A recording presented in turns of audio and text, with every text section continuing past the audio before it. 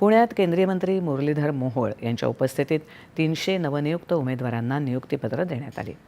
सर्वसमावेशक विकास आणि आर्थिक सशक्तीकरणावर सरकारनं भर दिल्यामुळे रोजगारात वाढ झाली आहे, असं मोहोळ म्हणाले.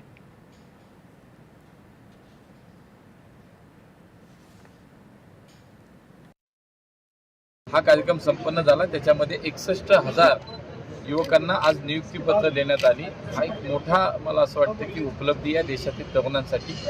मोदीजी नेहमी म्हणतात की विकसित भारताचा संकल्प पूर्ण करण्यासाठी आज युवकांचं मोठं योगदान पुढच्या काळामध्ये अपेक्षित आहे आणि याच युवकांच्या माध्यमातून देशाच्या मुख्य प्रवाहामध्ये आज देशसेवेसाठी हे पुढे येत आहेत.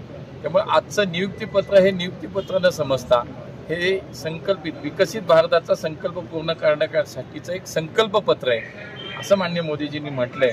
म्हणून मला असं वाटतं की या देशातील तरुणांना, युवकांना, मुलांना, मुलींना एक देशसेवेच्या भूमिकेमध्ये आज या नियुक्तीपत्राच्या माध्यमातून आणण्याचं काम माननीय मोदीजींनी केलंय.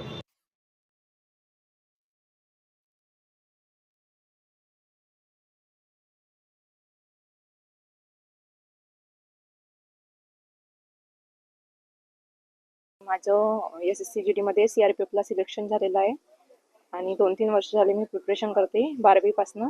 आता माझं फायनल इयर चालू आहे आणि इथं रोजगार मेळ्यामध्ये आम्हाला बोलावलं जॉईनिंग लेटर घ्यायला. त्यासाठी मी माननीय पंतप्रधान नरेंद्र मोदी यांचे खूप खूप धन्यवाद करते आणि यापुढे आमचं जे सर्व्हिस आहे त्याच्यामध्ये मी माझा 100% द्यायचा प्रयत्न करेन. माझी निवड CRPF मध्ये झालेली आहे. तरी सर्वप्रथम आभार माननीय पंतप्रधान नरेंद्र मोदी यांचं मी आभारी आहे, कारण त्यांच्यामुळे हे जे रोजगार मेळावा राबव येत आहे त्यांच्यामुळे आपली निवड झाली आहे. त्यांच्यामुळे आपल्याला रोजगार मिळाला आहे आणि मला देशसेवा करण्याची संधी मिळाली आहे, तरी त्यांचं मी आभारी आहे.